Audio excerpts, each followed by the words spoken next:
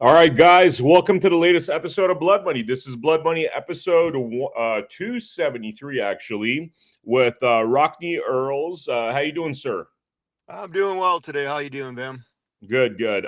For the viewers out there, allow me a second to set this up. We're obviously here inside a location where we haven't done an episode from very recently. This is essentially a location in Washington, D.C., because we're out here with a large group of people for the inauguration, and some of us stayed back here because there's a lot of news and a lot of things happening in D.C., like the release of all the J6 hostages, which are subject today. ROCKNE is one of the J6 prisoners. So he is going to tell us, or I should actually say J6 hostages, because that's what they were. He's going to tell us a little bit about himself and some of his personal experiences of what happened after he was arrested. So ROCKNE, how you doing, sir? I'm doing well. How about yourself? Awesome, sir. So dive us right into, how, tell us your story about who you are and when you were arrested, and most importantly, what happened once you got to prison. I think you have some very interesting facts to tell us. So dive right in. Well, first and foremost, I want to say that not all of the hostages have been released yet. I believe there's still 10 of them that are incarcerated for various reasons of state charges, or in some cases, the judges have just, and a couple of them have refused to sign off on the dismissal orders. And they've been scattered around the country at various county jails, and they're still trying to track them. The advocates are out there working on that. Now we'll go back to what you just asked me. My background is I grew up in North Dakota, and that's where I went to high school and college, and I had a military career for 10 years or so, and done various things in my life. When I got out, I was owned a lodge in Wyoming for 12 years, and I moved back to North Dakota to take care of my father, who's aging. He was 80, and he was a widower and all of that. And that's where I was when I went to the January 6th rally. And I won't get into the reasons we went there. We all went for good reasons in my mind, and for a stolen election.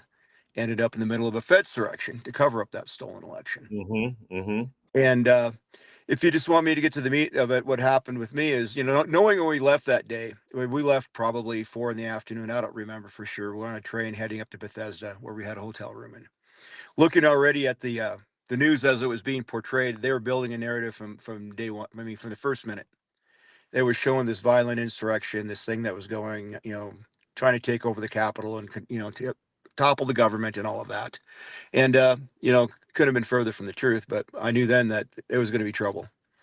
And so just I kept my head down, and I never even went to the FBI site. I had no idea it was ever on it, never have been on it. And but for some other reasons, I mean, I stayed in North Dakota until the summer of 2022, but for health reasons for my youngest daughter. We moved to New Mexico to get away from all the chemicals that are used in the agricultural industry in North Dakota.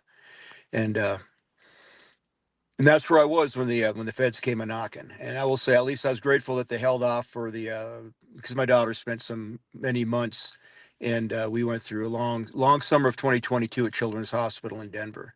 And wow. They didn't show up then. We sold the farm, and we had the auction. We did the move, and I think I made 8 trips to New Mexico with trailers and moving trucks to get all of my stuff moved off the farm. Got settled in, and then it was a Tuesday after Easter, the 11th of April. I showed up at the post office to check my mail, and was met by a barrage of FBI agents who arrested me, and then took me out to the house where there was an entire army of them. As they told me, I asked them, and I think my wife did too. She asked them. They said there was either 40 or 45 agents there at my house. Are you serious? 45 agents? Wow. Yes, yes. And they were armed. When I was sitting and they first pulled up, I'm still sitting in their vehicle, and I saw the guys coming out of the trees, snipers, guys in tactical camo and ARs, and they had long guns too, not just ARs, but long guns. And it was just like a complete clown show. It's like, come on, there's me and my wife, 12-year-old, 4-year-old, and my sister, who was at 67 or 68 at the time. And and this small army shows up. And so they ransacked the house, and they took me away, obviously, to San Juan County jail in Farmington, New Mexico, where I spent a day and a half until I was arraigned out and released on pretrial conditions, which itself was interesting, being it was whatever the premise for arresting me had nothing to do with drugs or alcohol or anything else. Over the next 12 months, I did 40 urinalysis. And I had to go to Taos, New Mexico for those. I had to drive 200 plus miles round trip, 40 times. And to make sure that I was. It seems like they're trying to use the process to basically torture you. I mean, that's they did. Anywhere they could abuse you, make your life more miserable, make it so you couldn't have any kind of employment or any kind of a normal life. Yeah, that was it. I'd call in every morning.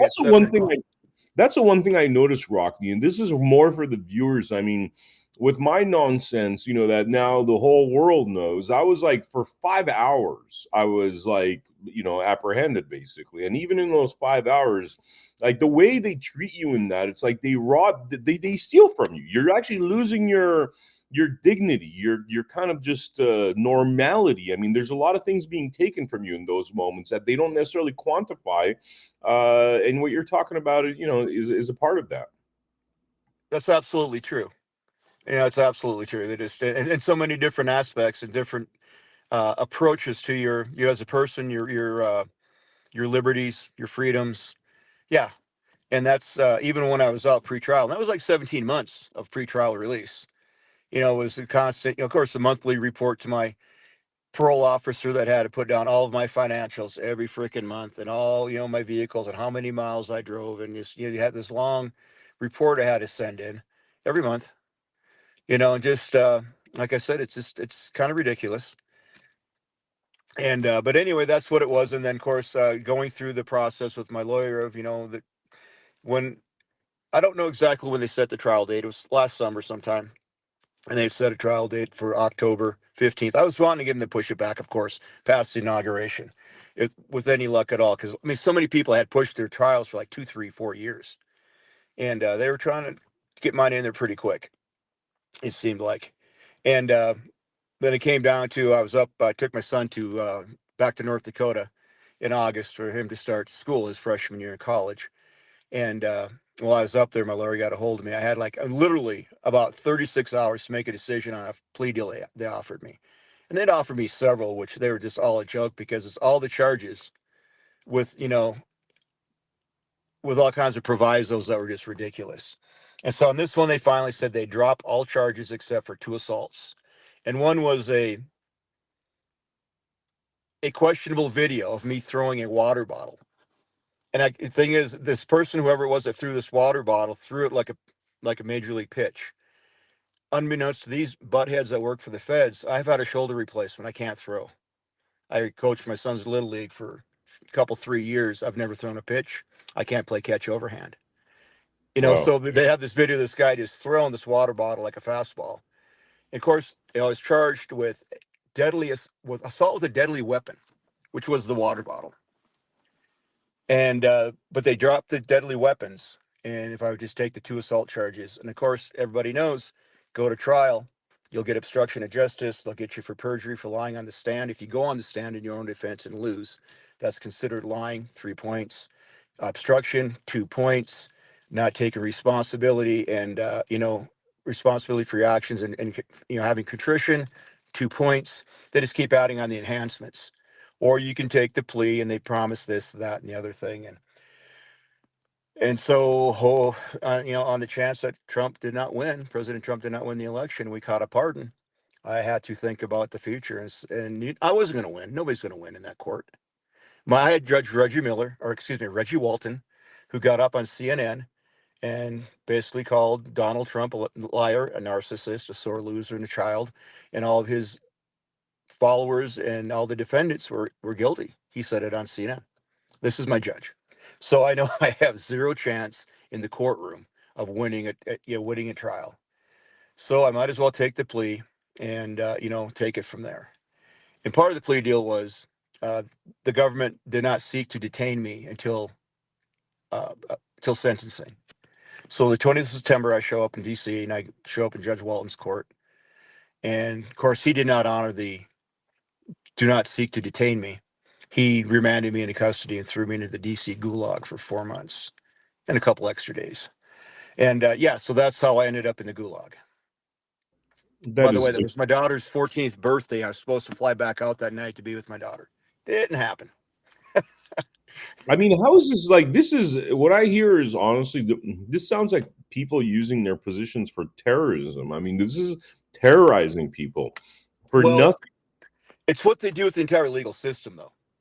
You know, I told you about my cellie, and we'll go into that's a different time. But they arrest people, overcharge them, put them in pre-trial, and then they will take 4 or 5 years pre-trial as they drib your own. Like for this particular guy, he's a businessman. All his records are what the evidence they're using against him, which he says are the records that will exonerate him, but he can't have them. They've locked up his cloud. They've taken all his devices, his computer, laptop, iPads, everything, and he's sitting incarcerated, going on 6 months. It'll probably be 6 years unless he takes a plea deal.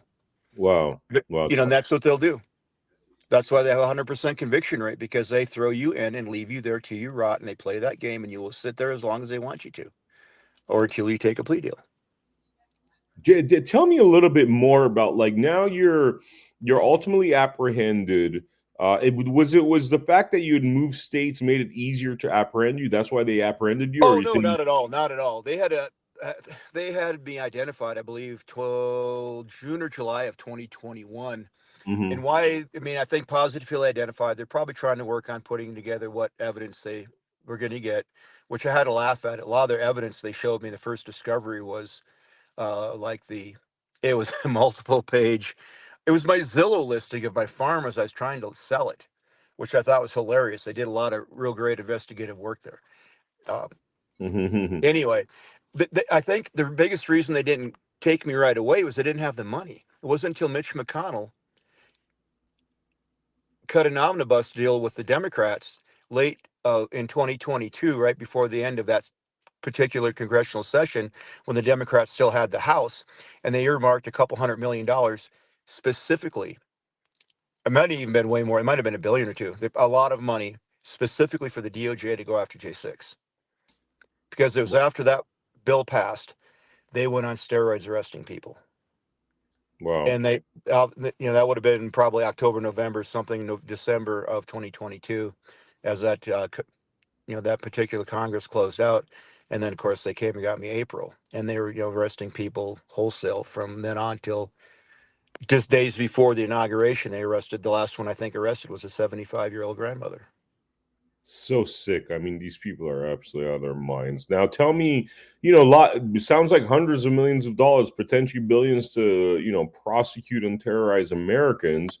Tell me a little bit about, did they spend any of that money on the prisons where you're staying at? How was that? Tell me a little about those. Well, it's DC. The Gulag itself is a DC jail. It's basically like a county jail because it's not federal. That is a jail for the District of Columbia.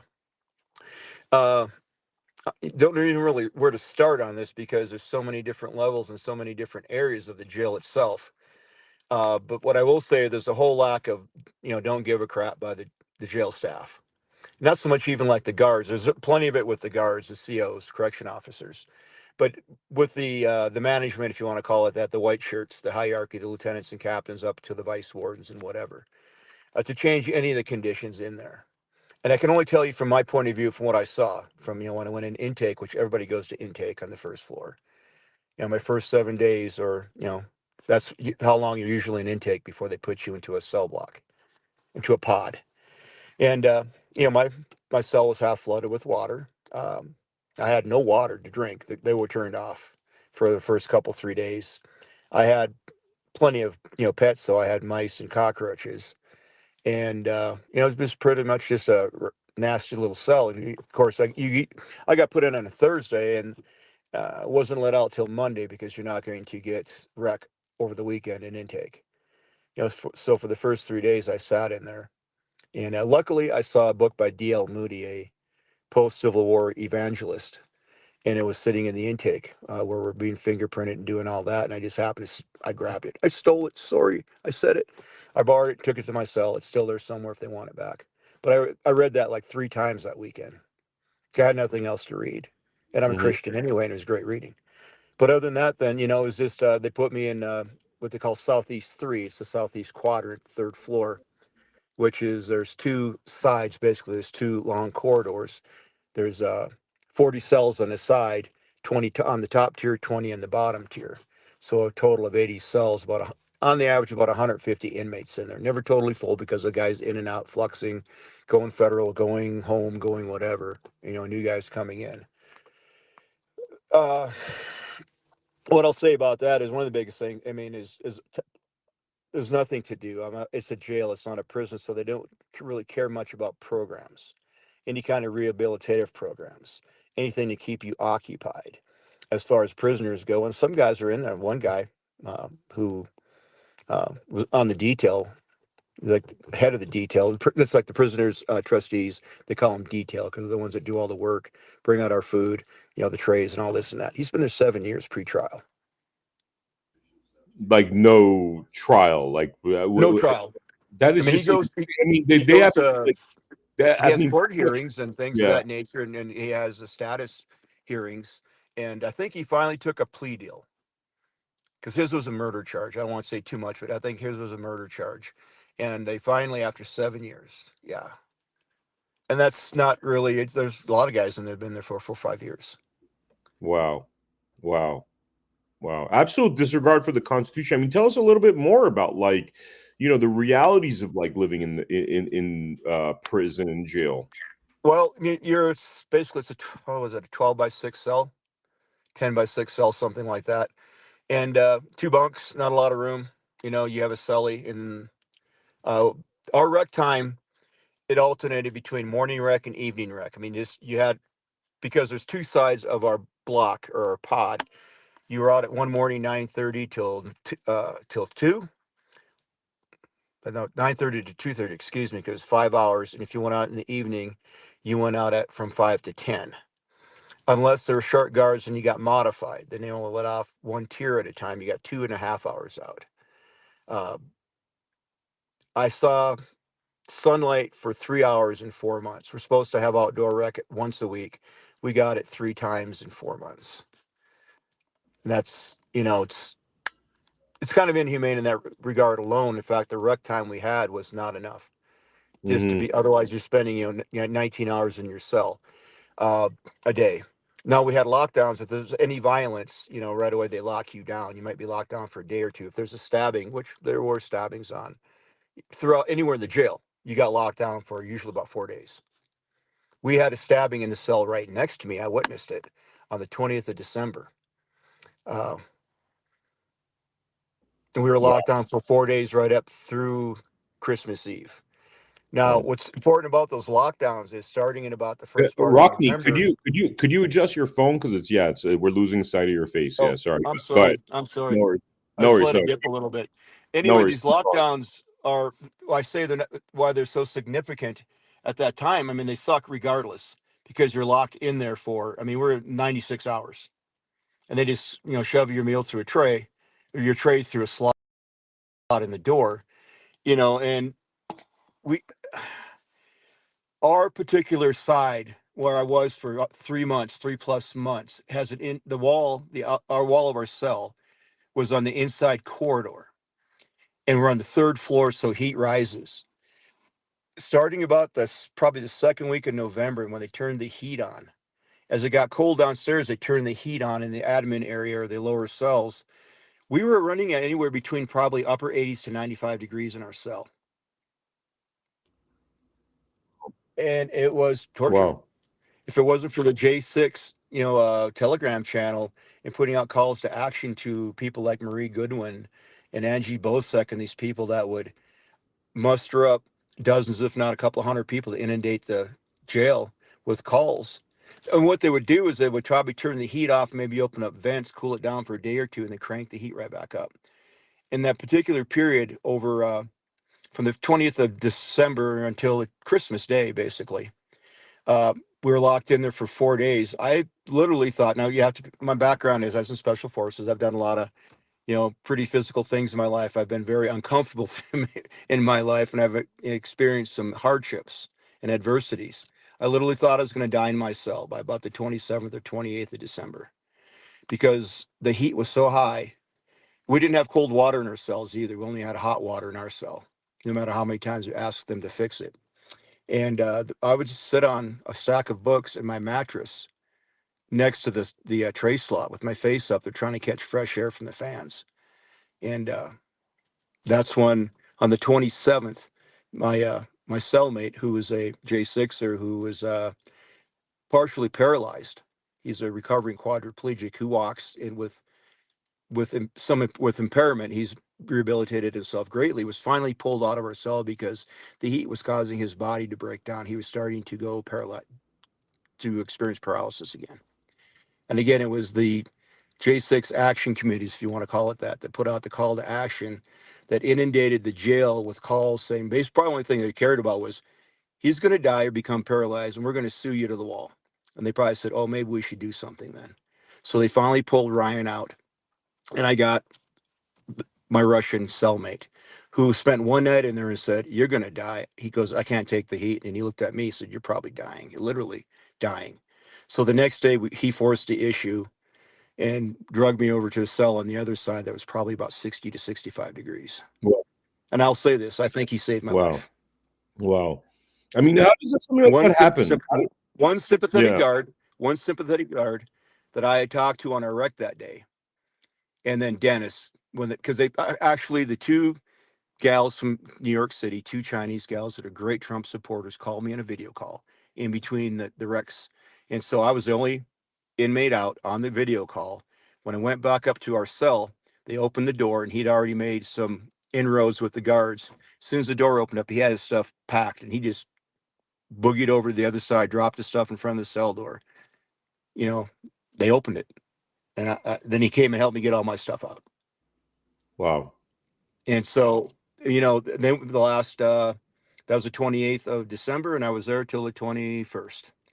So the last, 3.5 weeks, I actually lived like I knew I was going to probably make it. But seriously, the heat was so bad in that cell, I think I would have expired. I was sick for 2-3 days in that cell when we finally got out of it. Just my body was breaking down from the heat. We would they come by once a day, usually in the evening, with one of those large round igloo coolers for dispensing water to be full of ice. And that would be enough for 40 cells. So yeah, not enough, but that's what they had for 40 cells. We would get as much ice as we could. We put it in the Ziploc bags that our instant coffee came in, and we'd literally pack it around our groin and our armpits in those areas to cool down our body. Enough so we could probably get 3-4 hours of miserable sleep, or maybe 2-3 hours of miserable sleep. Or we'd hug our stainless steel toilet, put a towel over it so you could rest your face on the towel so your face wasn't over the toilet itself, and you flush it, the cold water, to make the stainless steel toilet cold. Wow. And you drop your body around it trying to cool your body down. Wow. I mean, let me ask you something about... Sorry, go ahead. No, go ahead. Did you find that there were guards there doing things to intentionally cause you pain and suffering because of your politics and because of their politics? Nope. I'll say absolutely not. Not in our cell level. Not on the actual guards that were in our pod. Most of them were Haitians or probably West Africans. It's hard. I know a couple are Haitians that I talked to them. One guy actually told him when I was the night Trump signed the pardons, I called him over to my slot and I just told him, I said, you've been very fair. I appreciated your approach to the prisoners. And he was very pleased with that. We had some of those guys you had a good relationship with. They knew us, especially the J6ers. We're always, we treated them with respect. We're respectful. They treated us one way. We treated them back the same way. Anything that probably came up higher. And I would say we did not go through the same hate that the early J6ers did that were put there in 2021. When the narrative was fresh and new that they were a bunch of racist Trump supporters. I mean, the prisoners hated them, the guards hated them, the administration at the jail hated them, and they paid a price. For us, it was different. It was more indifference to the jail itself that caused, the hardships that we faced. Because what I faced, all the inmates faced. It wasn't directed at us J6ers. The jail overall just sucks. It's broken. Wow. I mean, what's your feeling now that you're finally out? Trump's back in office. I mean, explain, where are you at emotionally? Where do you think the country is going? You think, was this all worth it? I mean, what's your thoughts on all that? That's a whole lot of a question there. For one, I think the country's in a much better place now. He's done more in 4 or 5 days than most Republican presidents did in 8 years. The man was given a mandate. He also has the experience of his first administration and all the snakes in Washington. He's not going to worry about reelection. He's just going to worry about fixing the country. The man is altruistic. He's not done this for fame and glory. He had that. He's not doing it for fame or fortune. He had that. He's been attacked, vilified, impeached twice, 91 indictments, 5 civil lawsuits, 2 assassination attempts. He's doing it for us. He always said, they're coming after me to get to you. Well, you know what? They went after the J6ers to get to him, to try to keep him off the ballot, or to try to ruin his career, his chances of being reelected, and keeping the insurrection narrative alive. And I think right now, where am I at? Was it worth it? I got him back in office. Maybe it's worth it that way. We didn't do what we did on J6. I went there because he was speaking, and there was a process to actually address the questions about the election, which was, I believe it's 3 congressmen and 1 senator have to object to the certification of the Electoral College. And we had 140 Republican congressmen and I believe 12 senators were going to file their petitions to complain or whatever to object to the certification of the Electoral College. And then Vice President Pence would have had the option to send it back down, which he said he was going to do. He had hinted he was going to do it until that day when he said he wouldn't. That's why we were there. We also went to the Capitol because Stephen Sund, the then Capitol chief of police, had signed 6 additional speaking permits, public permits for speaking events around the Capitol. I have a copy of those, every one of those permits that were signed. I also have a copy of the overlay of where the speakers were supposed to be that day. And if you put that overlay on where they had the restricted areas, that dog won't hunt because you couldn't have got to those speaking areas.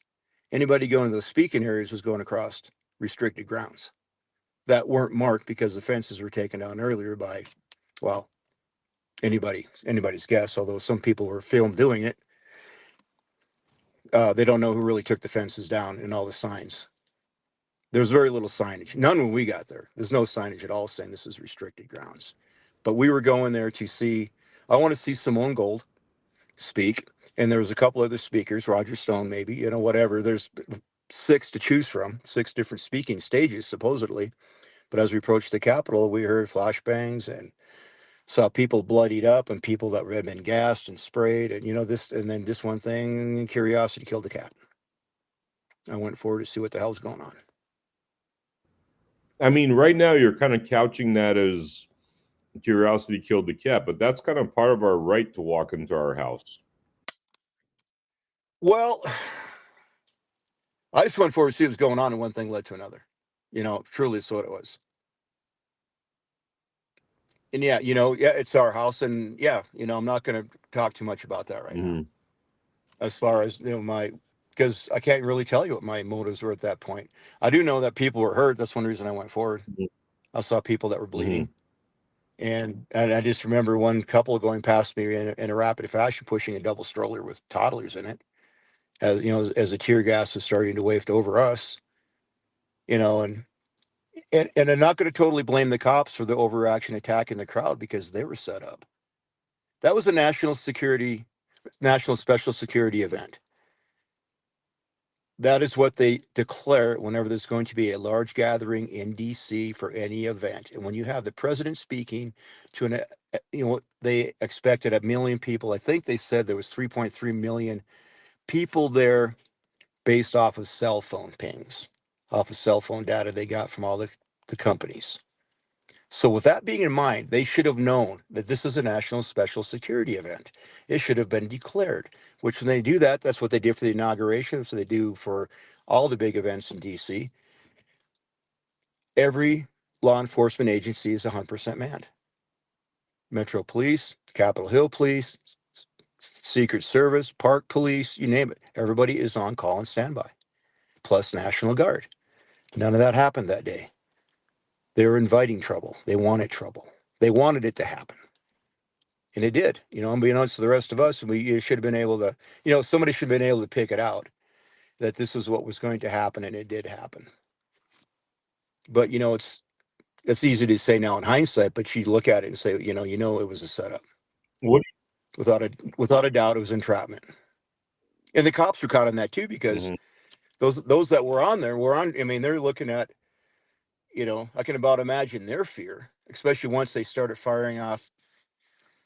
And it wasn't the front line guys; it was people standing behind them. It was the lieutenants and basically the shift leaders that were firing the flashbangs into the crowd. Now you've got a crowd that's, say, 50 people deep, and you throw a flashbang in the middle of it.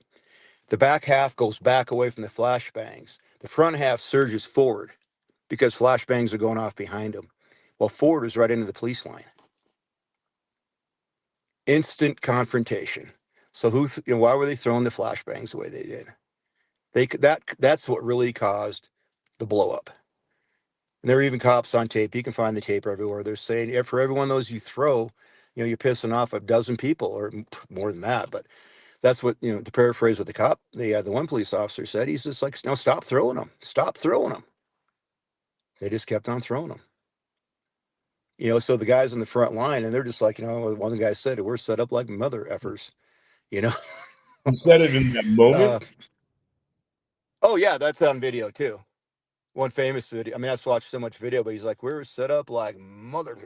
We ain't got nothing. Nobody here. What gear wasn't passed out. Nobody was told it was going to, they just were set up. So I felt sorry for the cops. I mean, even looking back at it, some acted very badly. I don't feel, you know what I mean? There's some that acted way badly, obviously shooting an unarmed woman and beating others to death. But for the most part, I mean, those guys were like, they saw this mass of people coming, and they're like, well, are they friendly or not? Well, they were friendly till they threw flashbangs. And then things got a little crazy. Even then, most of the people weren't getting that violent. They weren't. Most people were just unaware what was going on at different points. It's a huge building. And there's 1,000 different point of views from depending on where you were. Lower West Terrace, Upper West Terrace, East Side.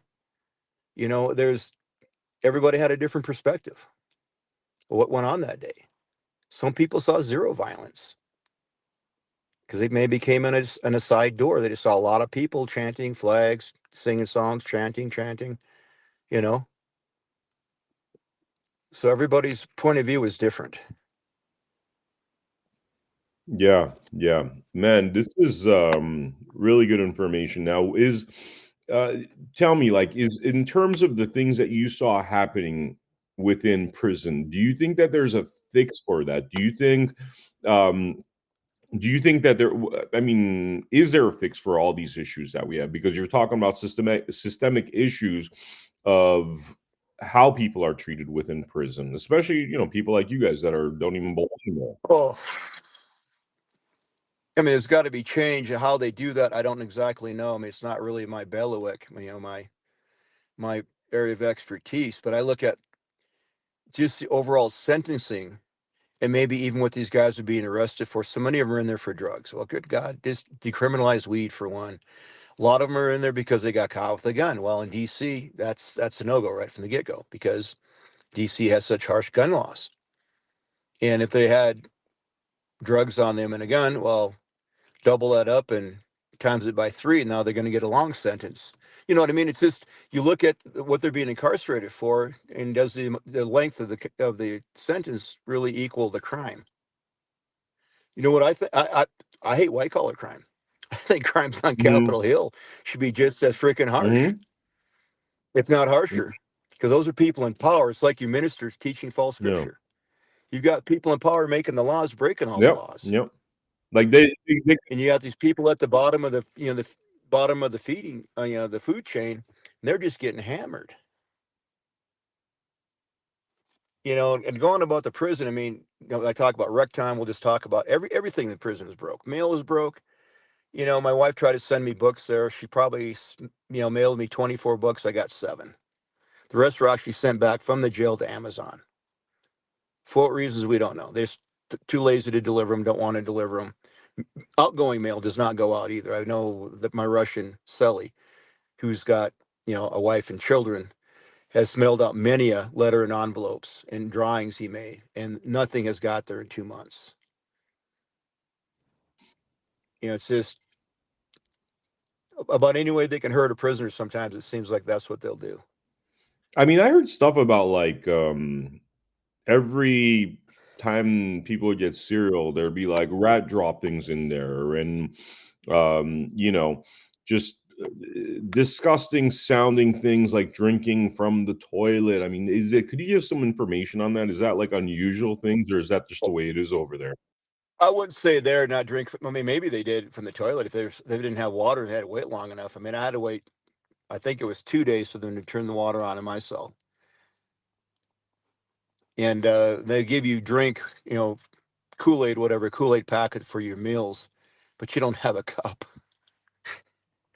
You had to beg for a cup, and it was like third or fourth day there. I saw my case manager, and she had a whole stack of cups in her office, and I'm like, could I possibly have one of those? And it was like giving, she's pulling hen's teeth out or whatever, pulling your own eye teeth to give me a cup. But I did get a cup. But yeah, there's a lot of lack of resources. Put it that way. The resources are probably there, but they're just not meted out. Laundry supposed to happen once a week. Well, that's a crapshoot. It's once a week, but maybe if they announce it when they show up, it's always a different day.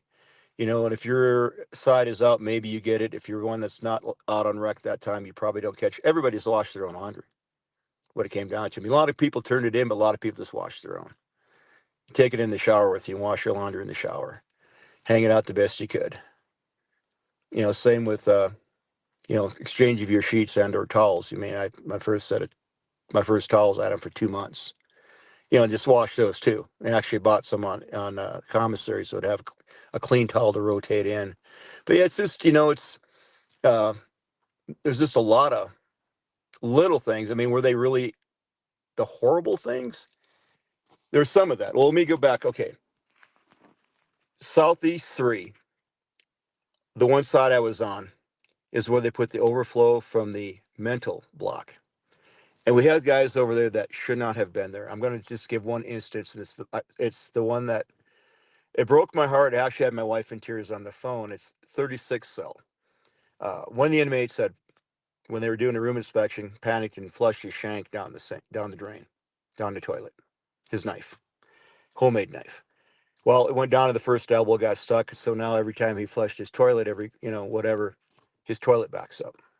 So he just changed his cells. Well, that being where they put all the overflow mental people, they eventually put in a guy in there who's, I would say, is probably schizophrenic. Seriously, I mean, the guy never hardly ever came out of his cell. And they put a young man in with him who I would say was probably mentally retarded. Maybe it was, I have no reason, but he didn't even know how to take a shower.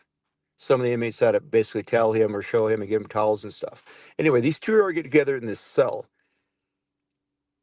and the toilet's overflowing, and there is human feces on the floor of that cell for 2 weeks, 2.5 weeks. They finally moved the young man out into another cell where his cellmate complained so badly because he inability to shower and as filthy as he was. I don't even know where they moved him to. When I left, the guy with schizophrenia with the total mental break was still in there. They finally cleaned his cell out after 3 weeks. I had gone to the guards on that one. That's the one that made me angry with the COs because I'm like, and they're just like, yeah, we know he's down there. We know his condition. Well, then do something for God's sakes. Get a hold of a white shirt. I kind of got myself in a crack one day because one of the white shirts came in there and I started barking at him hard about it. I said, he's a human being. He's being treated like a freaking animal. I said, my livestock on my farm aren't treated like that. We clean the barn.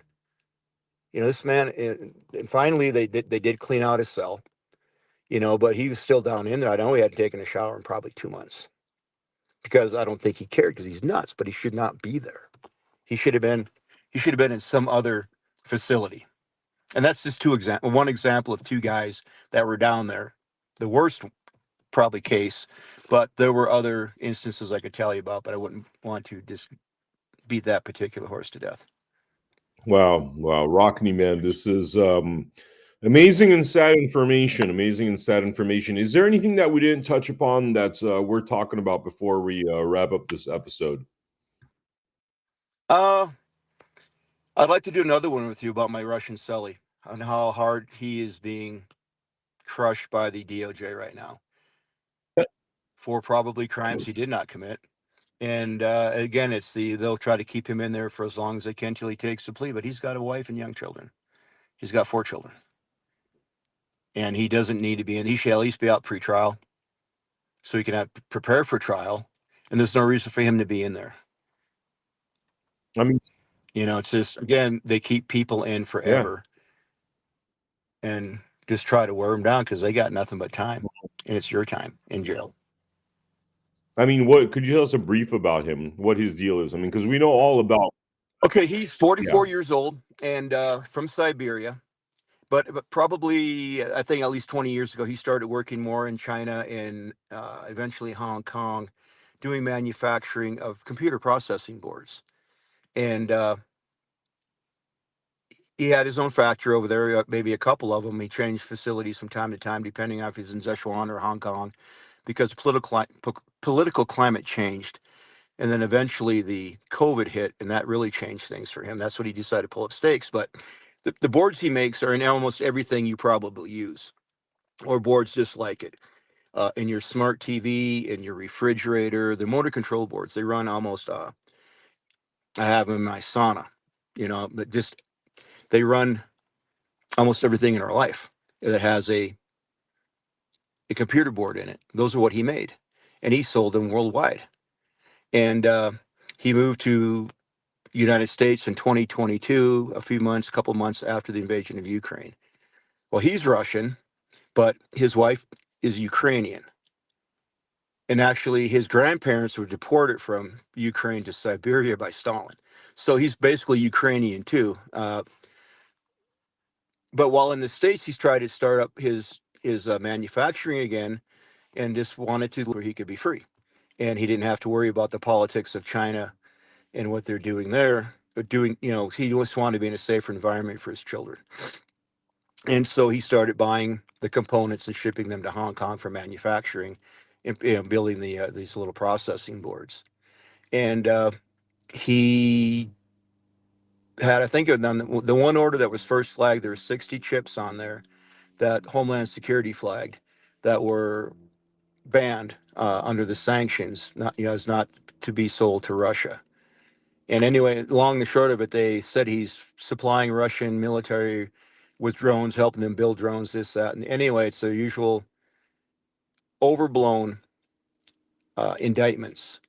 And like you said, he has sold hundreds of thousands of these things, over the last, 15 years, 20 years. And to get him for 60 chips at they're like $10 a piece is what, the first thing they flagged on. And then everything got shipped, and they said he's, selling them to Russia. Well, he's building them. He's sending those to Hong Kong to make boards. He didn't even know where they're going to be sold to. He had to make them first. Anyway, that's his situation. That's where he's at. And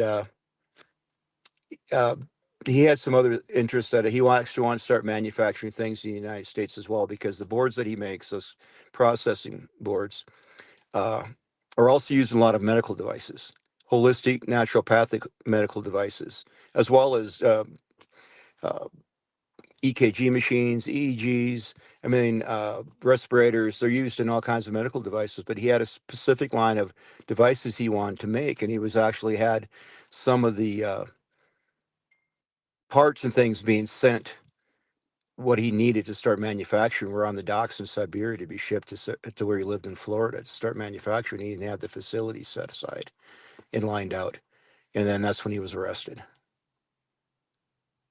So it's a sad story in a way. He's a very sharp guy. He's the one that, I'll say, he saved my life. He got me out of that cell, that hot box, and I said I was breaking down. And I've met the wall a couple times while going through training in my life, at various times. And I know when I see the wall coming at me, and the wall was coming at me, and I was trapped in a cell. And he got me to the other side where it was cooler. Wow. Much cooler. Wow.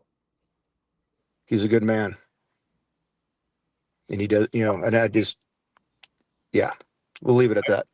I mean, these victimless crimes are just, shouldn't all these statutory victimless crimes just be removed? And we got to get back to common law. I mean, what's your thoughts about that? Because you're putting good men in prison Well, for really doing nothing.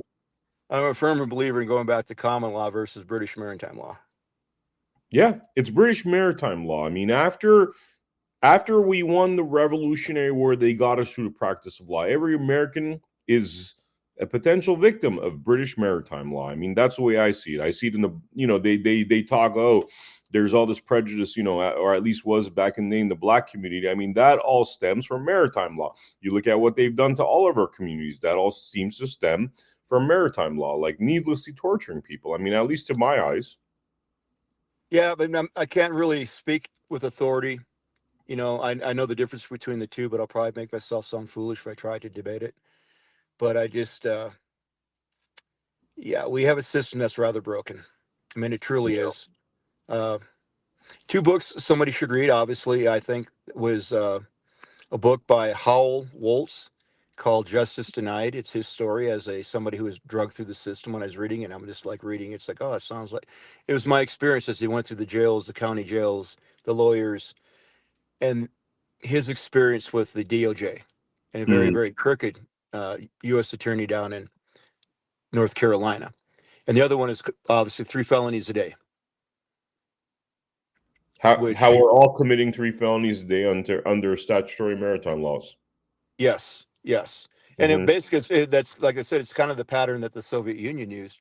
Yevgeny Beria, head of the NKVD under Joseph Stalin, as he said, show me the man, I'll find you the crime, is based off the premise of there's so many regulations that are, and not laws. I mean, a regulation is not a law, but they enforce it like it's a law because only law can be passed by Congress, not bureaucrats. Yep. And that's exactly what they use. And it's like, oh, you broke a law. No, I just, broke a regulation or ignored a regulation. That's not law, but it's, enforced at the barrel of a gun, and you end up in jail. And like they say, we all probably break at least 3 a day. I mean, for the viewers out there, I'm sure you've heard me talk about the legal societies and blah, blah, blah. It's very simple. Every single one of us is committing 3 felonies a day according to statutory law, which is all this stuff where nobody's getting hurt, but somehow you're breaking the law and it's a felony, and you could be put in jail really for the rest of your life for some of this stuff. I mean, the way they got it rigged, so or financially ruined, or all the above. Yeah. All important things that we need to fix now that we have an opportunity here with this new administration. That's why we're going here, in the kitchen, by the way. We're in the kitchen of a small apartment in Washington, D.C., because that's where we got to be at to really push the envelope and reverse all this nonsense, like everything that, ROCKNE, you're talking about. I mean, this is like, we are all at risk. And you think you're not, right? And you got 2 people sitting here, one guy that just spent 7.5 months in jail, another guy that was accused of being an assassin because he's a, lawful gun carrier. You know what I mean? So you just don't know when it's going to happen. And then it happens. And then you wish you had done something about it. Yeah. And it happens so slowly, it seemed like over time, this country just kind of slowly went down that primrose path. But one thing I'll say about already the Trump administration, what they're doing with the DOJ, they're doing some serious house cleaning already. I mean, and they need to get rid of these career prosecutors. The thing is, the prosecutors, there are bonuses paid, and this is God's honest truth, bonuses paid for the number of plea bar. Yep. Oh, you cut out. Hello? Well, what happened? ROCKNE, you cut out. I can't hear you. Oh, no. Sorry about this, guys. He can't hear me for some reason. The audio just cut out for some reason. That's really weird. Hang on. I got to call him. Sorry about that, guys. He's going to think like, what's going on?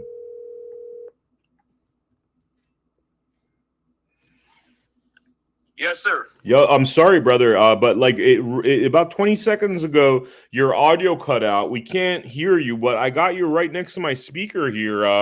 In case we could just finish it off on audio here, because it seems as though remember the issue we were having earlier? It just came back. Okay, well, just probably wrap it up anyway, but I just want to say about what I was saying about the prosecutors. Federal prosecutors are given bonuses based on the number of plea bargains they can get, because that saves the system a lot of money. And they're also given bonuses that's factored in with the number of years of sentencing that they can get in court against the defendants. Yeah. Which is why they're so underhanded and literally dishonest and a bunch of shysters as far as offering a plea deal. Like Matthew Perna, the J6 who committed suicide, was told if he took the plea deal, he'd get 3 years. And as soon as he signed it, they said, oh, when they got his pre-sentencing report, it saw on there's terrorist enhancements and all that kind of things they wanted to throw at him to up his points departure. Yeah. And he was, I mean, he's looking at 12 years, and he went on his garage and hung himself. Wow. You know, wow. I mean, that's what they do. Mm-hmm. You know, and that's not justice. Yeah. I mean, so ridiculous. And that man did nothing, but he walked in one door down the hallway and out the other. For that, he ended up taking his own life. Yep. And I hope, I mean, God will judge. God is our final judge. Everything we do on here is a struggle, a battle, and we do everything for the glory of God. You know, and I've kept that in mind through this entire journey. And that's one thing I'll say about having been in you know, the time I spent in the Gulag. It gave me a lot of time to reflect on myself and my own Christianity. And it's made me a stronger Christian, a better person. And I'm hoping time will be the judge. I'm a much better father and husband. So I think I was all right beginning with, but I think you gave me different perspective. But, you know, it's just God is our final judge. Mm-hmm. And these people, you know, they better, you know, change their tune or they're not going to like the final outcome. Yep. All those prosecutors and all high and mighty judges that sit on the benches. Yeah, I mean, it's like we at the Blood Money podcast, you know, this issue we've been dealing with, you know, listening to, you know, seeing, for example, a sheriff that's doing some very bad things, you know, with what happened with this guy calling me an assassin. And then you like research who the DA is and you see that they're in cahoots, which is a conflict of interest. And this is an issue that you see so many cities across, you know, the country and so many counties around the country where they're really working together in terms of the parties that are supposed to be keeping checks and balances over one another, you know? While the defense attorneys work right with them. Yep, exactly. Whether they're public defenders or they're taking money, private attorneys, they'll take your money all day long, and that's all they're working for is a plea deal. They don't want to go to court. Exactly. That's work, man. They don't want to do the work. They just want to take your $50,000, $75,000, $100,000 and say thank you. Yeah. And in the process, you're tortured as a human. Like your freedom's taken, which is terrorism, and then for you to buy your freedom back, you have to pay for it, which is kind of like basically a classic terroristic activity. If you're allowed to take a hostage and then have to pay for you to be free, ransom, you know, and that is, but that they call it law, you know, in Congress, they call bribery lobbying, you know, so I think part of this is us taking, you know what I mean? It's like, it's the words that they use. It's like they're committing the same crimes that on the streets you do decades in jail for, but they give it a different name and, you know, this kind of like, you know, nice sounding, you know, name. And that's it. They get away with it. So anyway, it's enough's enough. And I think we're at the cusp of huge changes in this country. And we just got to keep calling these people out, you know? Yeah. I pray. Yeah, I pray too. But, you know, like old saying, don't worry about tomorrow. God's already there. Yep. Exactly, sir. Exactly. Any other words before we wrap it up? No, that's like I said, I'd like to, if you ever want to do another one on the other topic, that'd be great. Other than that, I appreciate you having me on. Let me voice my opinion. Hopefully they make some changes in the DC Gulag, like I said, in all the jails. One last thing I'll say, having talked to a lot of these guys who have been in different jails, county jails and or prisons around the country, as bad as the DC Gulag was, they said, a lot of worse places than this. Yeah. A lot worse places. Yeah. You know, so these people, a lot of them, they're not treated like human beings. No. You know, they may have committed a crime and they're serving a sentence, but they should still be treated as human beings. Yeah. And guys like you never committed any crime and you weren't treated like human beings, and shame on us, really shame on us for allowing for it to have gotten that bad. But justice, I think, is around the corner, man. Any legal actions, by the way? Are you planning on taking any legal actions against these guys? Well, they're brewing out there. Will I be a part of it? I don't know. You know, I'm just glad to be out here with my family. Yeah. You know, yeah. at this point, that's where my head's at. You know, even just doing the podcast today was kind of like, man, I feel fried. Yeah. You know, my brain's not where it's at. Whether it's excessive heat fried some circuits on me, truly, or if it's just kind of decompressing right now. You know, just we'll see what happens down the road. Yeah. I know there's a lot of talk about them, and there's a lot of guys that deserve it. Yeah. No. They destroyed a lot of lives. Yep. You deserve. I mean, all you guys deserve justice, and hopefully, you'll all be millionaires, and you'll never have to worry about just working a day in your life. So you could just, you know, you deserve it. I mean, you've been through trauma and horror. That's probably why it's, you know, hard adjusting, and it feels like you're a little fried. But trauma does that, you know. Yeah, it does. All right. Yes, it does. All right, Rock. Well, Vim, I do. Yeah. I appreciate it, man. Yep. God bless. Work on getting the rest of those guys out. Yep. Yep. Man, they're still holding hostages. Yep. Yep. Jeremy Brown and Taylor Toronto and Box and Ball. And, you know, yeah. Mittendorf, another one. Yeah. I'm not going to remember one off the top of my head. Well, we're going to be finding out. We thought the last ones were released, but I think it was the last ones out of the Gulag jail, or they were transported or whatever. Or that was probably Olivia Pollock and Joseph Hutchins. We're the last ones from there. I think so. But there's other prisoners is still in there. There's talk he was coming out because, again, it was, you know, it was a misdemeanor, something from back in his state. You know, not even extraditable. Yeah. Wow. But they had to give it a shot of leaving there for 3 more days, you know, because they could. They're such bastards. They're such bastards, you know. You know, for the viewers out there, you know, we've been like interviewing people as they're coming out, and you know, one of the guys told us that one of the guards felt compelled to tell him that he ends up back in prison or dead. I mean, some of these people are just demons. You know, they just want to hurt. They just want to cause harm. You know, even after the pardons, they're trying to stretch it out and make people's lives difficult. But yep, what could you do? You know, evil individuals. But anyway, sir, anything else, ROCKNE, or? Nope. All right. God bless America. God bless Trump. God bless you. Yeah. God bless you, sir. And for the viewers out there, thank you for joining us for this Blood Money episode. As you know, we haven't done many Blood Money episodes lately because we've been very busy. We've been very busy, not only in D.C. with this new administration. Check out my Not Them Miller X account where I'm posting a lot of stuff as it happens. The unedited raw stuff goes on Not Them Miller often on my X account. Also, check us out on AmericaHappens.com, where you got access to all of our socials, especially our Rumble channel. And we'll be back with more Blood Money episodes. We'll be back with a ton of content. I will see you all on the next episode of Blood Money. And seems like we're in DC for a little bit. So we're going to be doing a lot of stuff in DC this week with the RFK Jr. hearing, Tulsi Gabbard, also Kash Patel. So again, for that stuff, the quickest, you know, instant posts go on Not Them Miller on X. And beyond that, expect to see stuff on our Rumble and also our America Happens One X account. All right, guys, I will see you all on the next episode of Blood Money. Take care.